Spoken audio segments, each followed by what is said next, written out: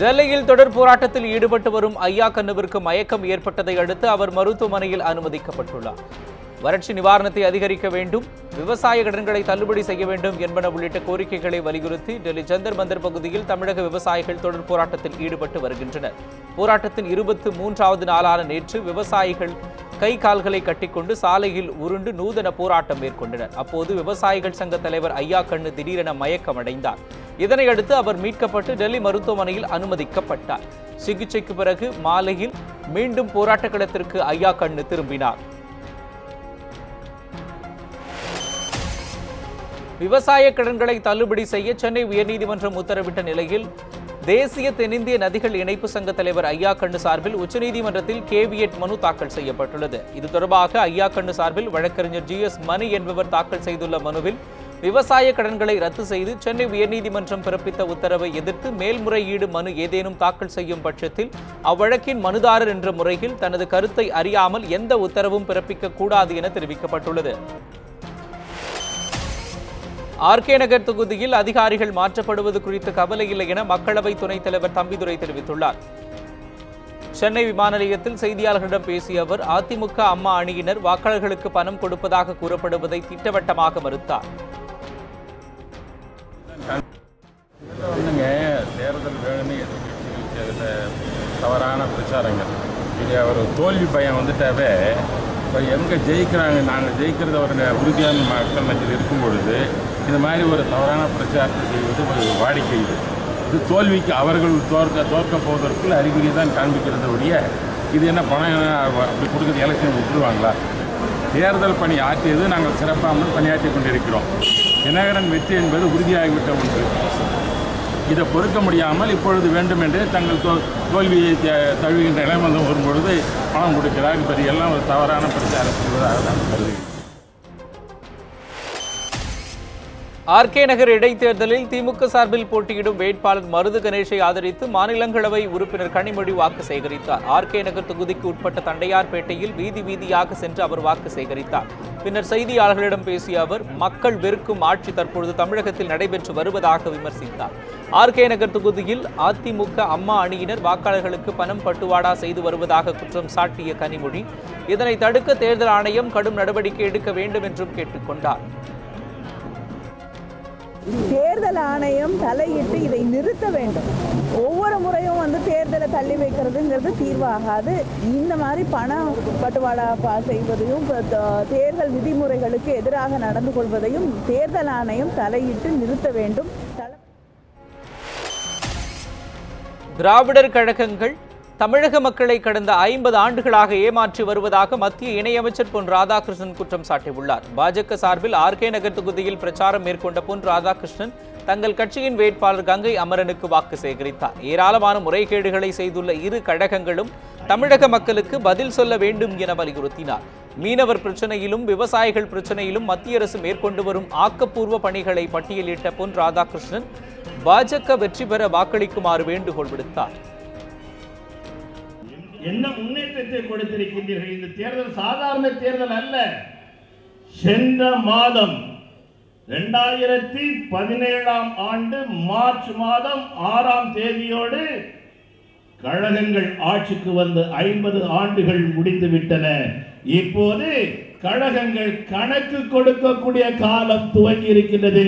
தமிழக மக்களுக்கு நீங்கள் கணக்கினை ஒப்படைத்தாக வேண்டும்.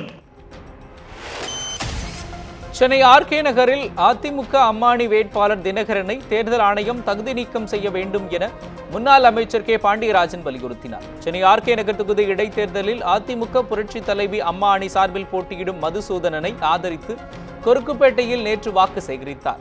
அப்போது செய்தியாளர்களிடம் பேசிய அவர் பணத்தை வீசி எறிபவர்களை மக்கள் புறக்கணிப்பார்கள் எனவும் தெரிவித்தார். முழு தொகுதியில் 4000 ஓட்டு 4000 ரூபா ஒவ்வொரு வாக்காளருக்கும் கொடுத்துட்டு போக முடியும் அப்படின்ற திமிர் ஒரு மனிதனுக்கு இருக்குன்னா அந்த திமிர் அடக்கப்பட வேண்டும். அதுக்கு கண்டிப்பாக தேர்தல் கமிஷன் அவரை தகுதி இழக்க செய்ய வேண்டும். RK நகர் இடைத்தேர்தல் நேர்மையாகவும் நடுநிலையாகவும் பெற்றால் தேமுதிக நிச்சயம் வெற்றி பெறும் என்று தேமுதிக வேட்பாளர் மதிவாணன் தெரிவித்துள்ளார். ஆர்கே நகர் தொகுதி நேதாஜி நகரில் தீவிர வாக்கு சேகரிப்பில் ஈடுபட்ட போது நியூஸ் 7 தமிழிடம் பேசிய அவர் ஆளுங்கட்சியும் எதிர்க்கட்சியும் போட்டி போட்டுக் கொண்டு பணத்தை வாரி இறைப்பதாக குற்றம் சாட்டினார். ஒரு பக்கம் பணம் பட்டுவாடா செய்வது, மறுபக்கம் கைது செய்வது என கண்துடைப்பு நாடகம் என மதிவாணன் விமர்சித்தார். தேர்தல் நேர்மையாகவும் நல்நிலையோடு நடைபெற்றால் தேசிய முற்போக்கு திராவிட கழகம் நிச்சயமாக இந்த தேர்தலில் வெற்றி பெறும். அதிமுக அம்மானியின் வேட்பாளர் டிடிவி தினகரன் ஆர்கே நகர் தேர்தலில் வெற்றி பெற்று இரட்டை இலை சின்னத்தை மீட்பார் என நடிகர் கஞ்சா கருப்பு தெரிவித்துள்ளார். ஆர்கே நகரில் தேர்தல் பிரச்சாரம் மேற்கொண்ட அவர் இதனை தெரிவித்தார்.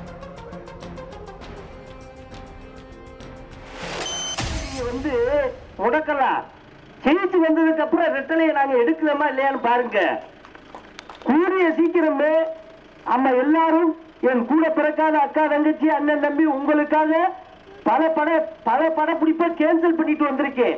அண்ணன் டிடிக்கு சிறையர் அண்ணனுக்கு தொப்பி சின்னத்துக்கு வாக்களிக்கணும் 12ஆம் தேதி. தெரியுதா?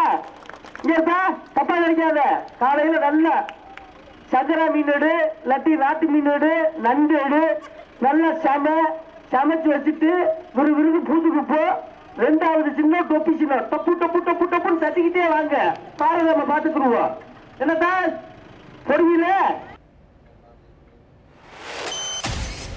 திருச்சி விமான நிலையத்தில் ஒரே மாதத்தில் சட்டவிரோதமாக கடத்த முயன்ற 3.5 கிலோ தங்கம் பறிமுதல் செய்யப்பட்டுள்ளதாக சுங்கத்துறை அதிகாரிகள் தெரிவித்துள்ளனர்.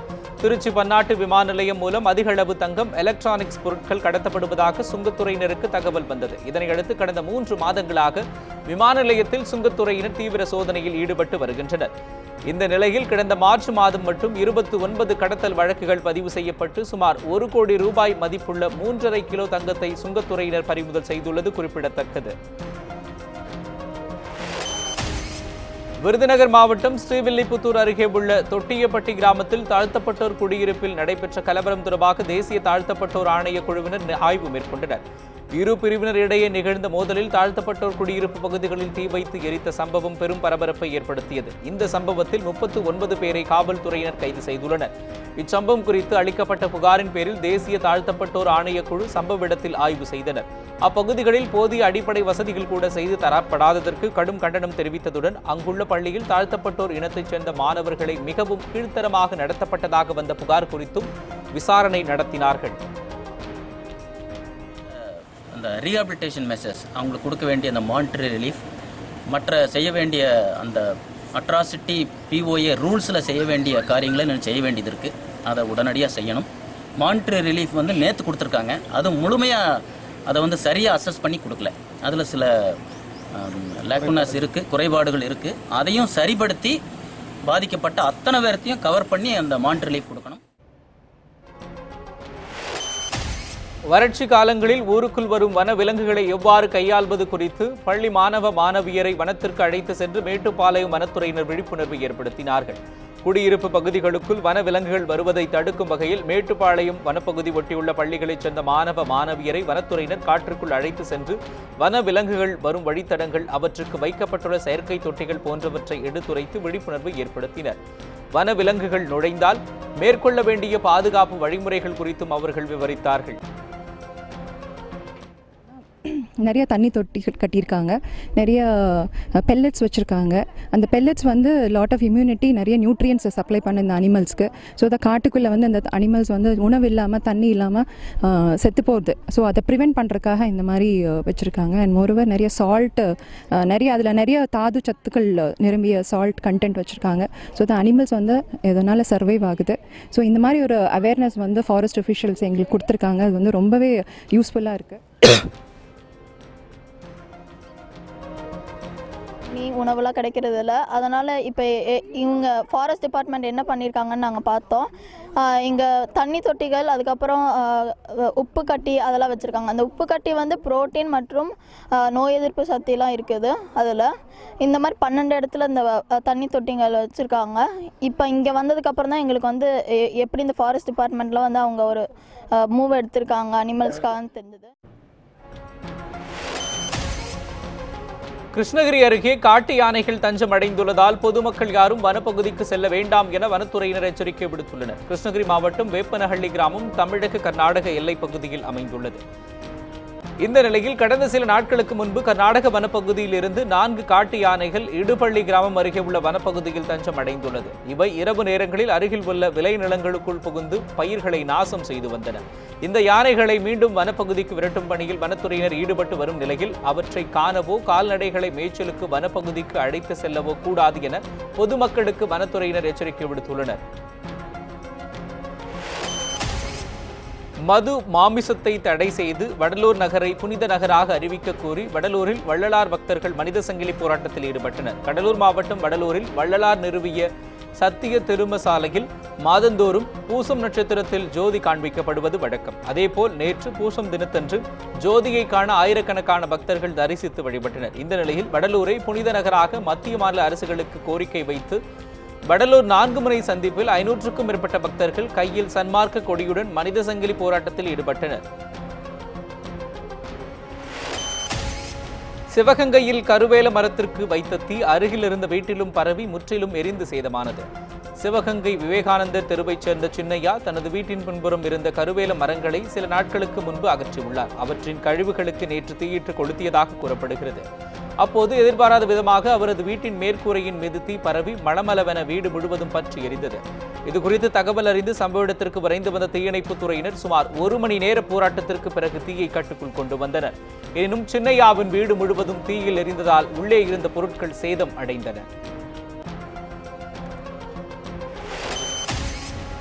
மேட்டுப்பாளையம் வனப்பகுதியில் கடும் வறட்சி நிலவி வரும் நிலையில் குட்டைகளில் வனத்துறையினரால் நீர் நிரப்பப்படுவதால் வனவிலங்குகள் உற்சாகமாக குளித்து மகிழ்கின்றன. மேட்டுப்பாளையம் வனச்சரகம் பகுதியில் கடந்த சில ஆண்டுகளாக கடும் வறட்சி நிலவி வருகிறது. இதனால் வனவிலங்குகள் நீரின்றி கடும் சிரமம் அடைந்து வருகின்றன. இந்த நிலையில் மேட்டுப்பாளையம் வனப்பகுதியில் நீரின்றி இருக்கும் குட்டைகளில் ஆழ்குழாய் கிணறு அமைத்து மோட்டார் மூலம் வனத்துறையினர் தண்ணீர் நிரப்பியுள்ளனர். இதனைத் தொடர்ந்து அங்கு வரும் யானைகள், காட்டெருமை, மான் உள்ளிட்ட விலங்குகள் குட்டைகளில் குளித்து வெப்பத்தை தணித்துக் கொள்கின்றன. வறட்சியால் வனவிலங்குகள் பாதிக்கப்படக்கூடாது என்பதற்காக இதுபோன்ற வசதிகள் செய்யப்பட்டு வருவதாக வனத்துறையினர் தெரிவித்துள்ளனர். நகராட்சி ஆணையர் விவகாரத்தில் சபை உத்தரவை மீறியது தொடர்பாக வரும் 19ஆம் தேதிக்குள் விளக்கம் அளிக்க வேண்டும் என துணைநிலை ஆளுநர் செயலாளர் தேவநீதிதாசுக்கு விசாரணை குழு உத்தரவிட்டுள்ளது. அதிமுக எம்எல்ஏ பாஸ்கர் நகராட்சி ஆணையராக இருந்த சந்திரசேகரன் மீது உரிமை மீறல் புகார் அளித்தார். இதன் அடிப்படையில் உரிமை மீறல் குழு விசாரணை முடியும் வரை ஆணையரை காத்திருப்பு பட்டியலில் வைக்க சபாநாயகர் வைத்தியலிங்கம் உத்தரவிட்டிருந்தார். இதற்கிடையே கிரண்பேடி தலையிட்டு சபாநாயகர் உத்தரவை மீறி செயல்பட்டதால் ஆளுநர் செயலர் தேவநீதிதாசுக்கு சம்மன் அனுப்பப்பட்டது. நேற்றைய தினம் சந்திரசேகரன் அவர்களுக்கு சம்மன் அனுப்பப்பட்டு அவருக்கு முறைப்படி செய்ய வேண்டிய கடிதங்களை கொடுத்திருக்கிறோம். அதேபோல் இன்றைக்கு மேதகு துணைநிலை ஆளுநருடைய செயலர் திரு தேவநீதாஸ் அவர்களுக்கு கொடுக்க வேண்டிய டாக்குமெண்ட்களை அவர்களுக்கு கொடுத்திருக்கிறோம். அதற்கான விளக்கத்தை வருகிற 19/4/2017க்குள் அளிக்க வேண்டும் என்று சொல்லி அனுப்பியிருக்கிறோம். தமிழகத்தில் கந்துவட்டிக்காரர்களைப் போல் வங்கி அதிகாரிகள் வியாபாரிகளை மிரட்டி பணம் பறிப்பதாக வணிகர் சங்கங்களின் பேரமைப்பு தலைவர் விக்ரமராஜா குற்றம் சாட்டு தெரிவித்துள்ளார். விழுப்புரத்தில் செய்தியாளர்களை சந்தித்த இவர் அதனை தெரிவித்தார். டிஜிட்டல் இந்தியா, அதாவது ரொக்க பரிமாற்றம் இல்லாமல் என்று ஒரு திட்டத்தை கொண்டு வந்திருக்கிறார்கள். ஆனால் இதற்கு மேலாக கந்துவட்டிக்காரர்கள் போன்று வங்கிகள் செயல்பட்டு கொண்டிருக்கிறது. குறிப்பாக வங்கிகளுடைய செயல்பாடு முழுமையாக ஒரு சாதாரணமாக கந்துவட்டிக்காரர்களை போன்று வியாபாரத்தை கையில் எடுத்திருக்கிறார்கள். இதை தலைமைச் செயலாளரின் பொறுப்பற்ற செயல்பாடு காரணமாகவே புதுச்சேரி அரசில் பிளவு ஏற்பட்டுள்ளதாக துணைநிலை ஆளுநர் கிரண்பேடி குற்றம் சாட்டியுள்ளார். இது தொடர்பாக ட்விட்டரில் கருத்து தெரிவித்துள்ள கிரண்பேடி, பொறுப்பற்ற முறையிலும் பக்குவமற்ற முறையிலும் தலைமைச் செயலாளர் மனோஜ் பரிதா செயல்பட்டு வருவதாக குற்றம் சாட்டியுள்ளார். அதன் காரணமாகவே புதுச்சேரி அரசு நிர்வாகத்தில் வேதனையும் பிளவும் ஏற்பட்டுள்ளதாக அவர் விமர்சித்துள்ளார். புதுச்சேரி நகராட்சி ஆணையர் சந்திரசேகரனை நீக்கியது சட்டத்திற்கு முரணானது என கிரண்பேடி குறிப்பிட்டுள்ளார். திருப்பதியில் நடைபெற்ற என்கவுண்டர் சம்பவம் குறித்து எந்தவித தீர்ப்பும் வழங்கக்கூடாது என ஆந்திர உயர்நீதிமன்றம் உத்தரவிட்டுள்ளது. திருப்பதி சேஷாசல வனப்பகுதியில் 2015ஆம் ஆண்டு செம்மரம் வெட்ட வந்ததாக தமிழகத்தைச் சேர்ந்த 20 கூலி தொழிலாளர்களை ஆந்திர மாநில காவல்துறையினர் சுட்டுக் கொன்றனர். இதுகுறித்த விசாரணை திருப்பதி குற்றவியல் நீதிமன்றத்தில் நடைபெற்று வருகிறது. இதற்கிடையே இவ்வழக்கை விசாரிக்க சிறப்பு புலனாய்வு குழு அமைத்ததுடன் அறிக்கையும் தாக்கல் செய்துள்ளது. இதற்கு எதிர்ப்பு தெரிவித்து உயிரிழந்த சசிகுமாரின் மனைவி முனியம்மாள், ஆந்திர மாநிலத்தைச் சேர்ந்த சிவில் லிபர்டி குழு ஆகியோர் உயர்நீதிமன்றத்தில் வழக்கு தொடர்ந்தனர். இதனை விசாரித்த உயர்நீதிமன்றம் வழக்கு நிலுவையில் இருப்பதால் குற்றவியல் நீதிமன்றம் எவ்வித தீர்ப்பும் வழங்கக்கூடாது என உத்தரவிட்டுள்ளது. இத்துடன் இந்த செய்தி அறிக்கை நிறைவு பெறுகின்றன. அண்மை செய்திகளுக்கு தொடர்ந்து பாருங்கள் News 7 தமிழ்.